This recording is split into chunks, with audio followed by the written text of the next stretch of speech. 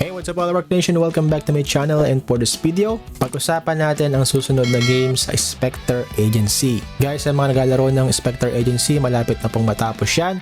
Meron na lang tayong 14 days and 22 hours. So mababawasan pa to pagka-upload natin ng video. So nasa top 5,000 players lang po yung makaka-receive ng Spectre Bolt NFT dito na may laman po yung tokens and gameplay boost. So as of now, nasa number 46 po tayo guys. Hindi ko alam kung pwede pa kayong humabol dito. Pero yung iba kasi dito, bumibili na ng boosters. Okay, para lang makahabol sa leaderboard. So yon, siguro hindi naman ako bibili dito kasi free to play player lang ako. And okay na sa akin kung ano yung maibigay nila sa akin.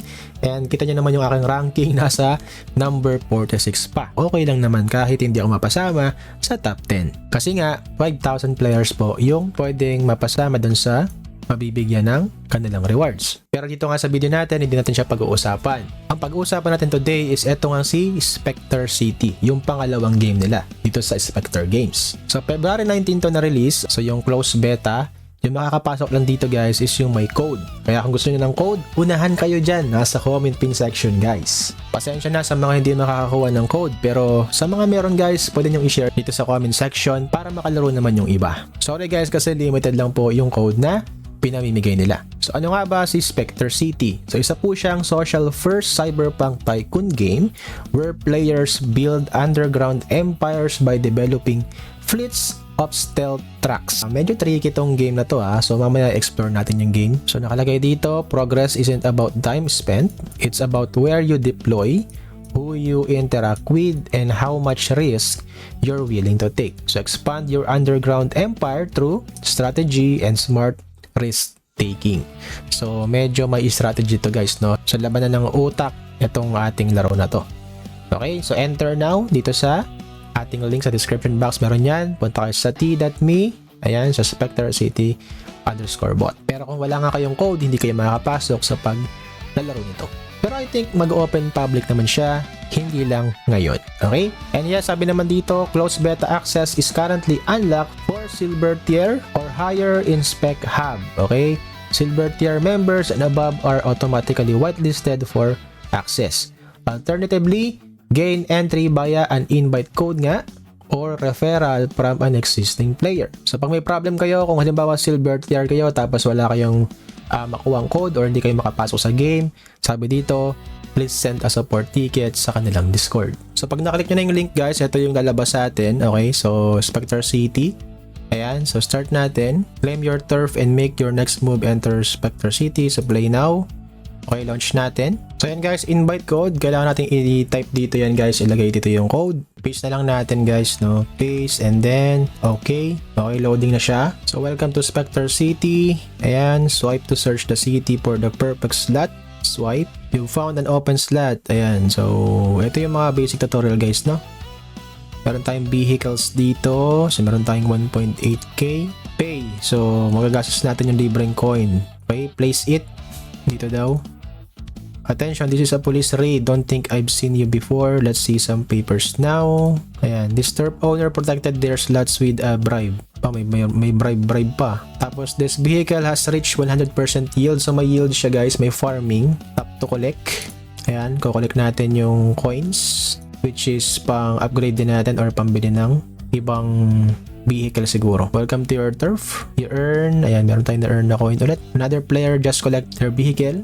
You earn 25% of profits as the turf owner. So pag may red daw na slot ito na vehicle, you can earn bonus credits and you don't pay the turf owner any share of the profits. Keep an eye out. A vehicle was just placed on an authorized slot. Tap to kick it. So kailangan i-kick mo siya. Alright, so kick natin and we got, ayun, meron tayong nakuhang coins. You have enough credits. So credits pala yan guys, no? Hindi coins. So pwede tayo ma-upgrade ng vehicles. Ayan. Okay, tapos bibili tayo ng ibang vehicle. Pay. Place it. Sa mga available slot guys. Ayan, dito. Tapos ito, there's an empty unauthorized slot. Feeling lucky, let's place a vehicle there. Bili tayo. And then slots. You have obtained the energy drinks vehicle. Tapos meron din ditong leaderboard. Okay, kailangan natin ng XP. para ma-determine yung ranking natin. Okay, so medyo may loading lang siya guys. And sa pag-progress natin sa ranking, meron siyang mga reward. Upcoming rewards in the leaderboard, you'll receive them when you level up. Tapos dito meron tayong turf. You've earned 3 times spins that spend them at the wheel of extortion. So may wheels, spin the wheel, spin tayo. And we got a badge. Ayan, basic bribe. Bribe pala yun. Protect your turf from the police so player can operate freely. So meron tayong 3 pa, dalawa pala. So another pang bribe. Okay, tapos isa pa. We got, ano to? Nice, strike another player, steal their credits. Pwede palang mag-nakaw. Grabe no? Oh, yan. So strategy din guys. Welcome, I'm here to teach you the art and science of hacking. So may hacking system din. Match 3 cards to win the grand or mid prize but avoid the fail cards. You have 4 attempts. Good luck. Uy, tama ka agad. Oh, match, di ba? Panalo. You won the grand prize. 2,000 credits ka agad yun. O ba, solid ah. Eh, baka kasi tutorial lang. Kaya panalo. Ayun, ganun siya guys, yung basic tutorial. So yun, kailangan lang natin you can place a vehicle, 3 slot. So medyo may loading pa, no, kasi beta pa lang siya guys. So dito mayroon tayong mga daily task, no. Ayan, successful hacking, so free spin. So may mga daily task, meron din tayong sparks dito. So basically dapat ito yung ating kailangang ipunin, no, itong sparks. Kasi based dun sa game natin sa diba, Spectre Agency, dito is sparks din. Ayan, spark core yung iniipon natin. Kasi ito yung pwede natin ipalit nga dun sa reward natin. So since dito sa Spectre City, kailangan din natin ng spark. I think ito yung kailangan natin ipunin. So bakit wala akong daily login dito? Oh, wala, hindi ako makapag-login. So dapat meron akong 25 sparks. So gawin nyo lang itong mga task, visit RX, and we got it. Okay, hindi pa nabubuksan yung Twitter pero ayan, meron na kaagad tayo. Pero sa daily login wala, daya. Diba? 25 sparks din yun. So gawin niya tong daily tsaka tong sparks. Tapos vehicles, yan, pwede tayong bumili. Meron tayong 43k. May turf din dito. Medyo mahal, 90k. Sa premium is, kailangan ata ng ano dito, ng gastos. Premium eh, alam nyo na yan. Okay, balik tayo dito sa city natin sa gitna na ito yung feature. Bakit ayaw maglagay dito? So medyo may loading siya kasi nasa beta pa lang guys, no? Hindi pa siya ganun ka-fix.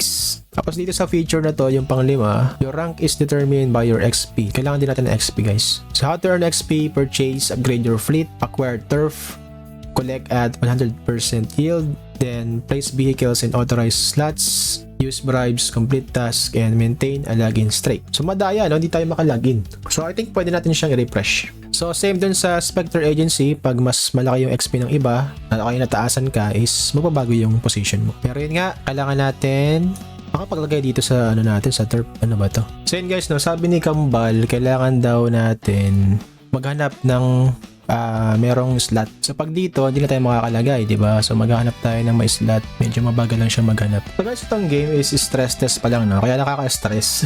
So kailangan daw, sabi ni Kambal, mangsipa tayo ng mga vehicle para daw ma-place or magkaroon tayo ng pwesto. Hindi ako makahanap ng mga may slot dito eh. Hindi ako makapaglagay. Kailangan natin mahanap yung yung slot na available para makapag-place tayo ng vehicle. Kasi pag hindi tayo makapag-place, hindi wala tayong makukuhang credits. Wala ulit tayong pambili ng yung panggastos, pang progress. So yun guys, alam ko na kung paano, no? So ganito gawin ninyo. Punta kayo dito sa panglimang feature nila, dito sa my network tsaka sa leaderboard. So gawin nyo, punta kayo leaderboard. Okay? Tapos hanap kayo ng may slot dito. Okay? So i-scroll up nyo lang yan. So pag nag-loading, okay, i-up nyo lang para mas makita nyo yung iba ditong player. And then hanap kayo ng may slot. Okay? Wala slot. Bumabalik kasi dun sa pinaka-umpisa, nakakainis eh. Diba? So babalik lagi dito sa leaderboard. Okay? May nakita kasi ako nung ginamit ko yung cellphone. In-scroll ko ng in-scroll hanggang sa makakita ako ng slot. So ganito lang yung gagawin nyo guys. Hahanap kayo ng may slot. Medyo mahirap guys. I-stressan ka ng game na to. Okay? Sa una, i-stressan ka kasi needed mo nga maghanap ng may slot pa. Hindi ka pwede maglagay dun sa pinaka-turf mo. Okay, hanap tayo ng pinakamababa. Siguro mga 10k XP. Yung mga hindi na masyado naglalaro, yung mga nakakalimot na. Eto, gaya ni... Try natin dito kay Kimpoy. Okay, Kimpoy, sana may slot ka. May slot. Putik. Wala. Paano ba i-kick to mga to? Sisipain ko to eh. Walang ya. Puro may slot kasi. Nakakainis eh. Diba? Wala tayong malagyan. Kaya wala tayong mahanapan eh. Nawayan. Pero guys, no, para din sa inyong kaalaman, para hindi na kayo mahirapan pa, punta kayo sa 3 lines. Tapos, andito naman yung how to play. Tuturo sa inyo kung ano yung mga dapat yung gawin. Ayun nga, kailangan makahanap kayo ng slot. Tapos, ilalagay nyo yung vehicle nyo dito. Okay? Tapos, pag nalagay nyo na dyan, automatic, magkakaroon ka ng credits, possibly. Okay? Wait until 100% for max profit. Kailangan pag 100% na yan, kailangan makollect mo siya. Okay? Tapos, yung mga pwede mong ilagay dyan yung vehicle na pinurchase mo doon sa shop. Okay, kailangan mo siyang i-deploy and to generate credits and sparks. Tapos may land dito, pwede kayong bumili once na available na may pambili ka na ng lands or turf. I think dyan na kayo pwedeng maglagay ng inyong mga vehicles. Okay? And then yung bribes, importante rin dito. Place vehicles on turf with bribes to stay protected. So, babayaran mo daw yung mga pulis dyan. Yan. Climb the leaderboard for glory and reward. So, same sa Spectre Agency. Kailangan guys makasama tayo sa leaderboard para in the end of season or in the end of the campaign, magkaroon tayo ng reward or sinasabi nating airdrop. Okay? So, play to airdrop to guys. And then, task yan. Daily task. Gawin nyo. Tapos yung sparks. And then, mayroon siyang spin everyday. Daily spins. And then, mayroon siyang hacking. Kailangan nyo mag-match yung ginawa natin kanina. Okay, 3 pairs. Tapos, may revenge din dito.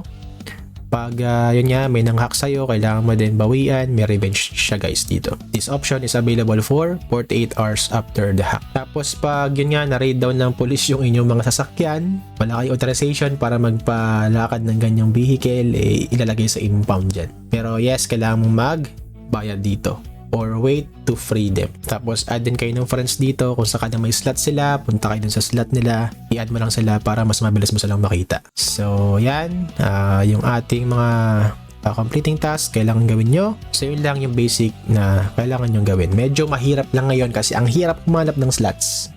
Okay, kailangan i-scroll mo na scroll yung leaderboard para lang makahanap ka. Or siguro kung mayroong mga bagong player dito, kaibiganin nyo tapos punta kayo sa kanila. Kung may free slots, dun tayo lagay ng vehicles. Okay?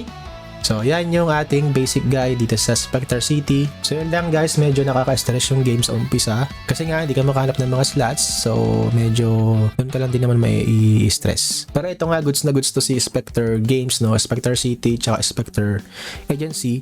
Kasi nga, ito is back then ng mga leading investors gaya ni A16Z, Speedrun, at kung sino-sino pa. Nakapag-raise na sila ng 5 million sa pre-seeds pa lang. So yun guys, sabi ko nga unahan sa code, andyan lang po sa comment section. Good luck sa paglalaro nito dahil may stress nga kayo sa una. Pero tingnan natin yung reward na makukuha natin pag tapos na yung campaign nito. So yun lang muna yung aking mai-share sa inyo guys dito sa Spectre City. So sa mga gustong humabol sa Spectre Agency, habol kayo kung may pang-boost kayo. And yes, laro lang kayo ng laro para mag-grind nyo to, makapasok sa leaderboard, and yes, makakuha ng rewards. Alright, so marami pa tayong pag-uusapan ng mga play to earn, play to airdrop, yan, mga airdrops pa, no, hindi man laro, pero mga pwede nating side hustle dito sa Web3. So abang lang kayo, so make sure lang na don't forget mag-like, mag-subscribe, don't forget to hit notification bell para di po kayo mahuli at updated po kayo lagi sa ating mga videos. Maraming salamat sa panonood, this is Alrox, stay safe, stay healthy, and God bless to all of you. Hindi ako scammer, ako'y collector. Libre lang to, di mo kailangan mag-invest bro. May whitelist ako, OG sa Discord. Pero hindi ako nagsushil, di ako board lord. Alrob, walang bayad, legit ang drop. Habang kumakain, ako ng loka non-stop. Isek, galit sa crypto, and di wow. Basta wala akong niloloko. Trusted ng tropa, chill sa blockchain. Transparency always, walang shade.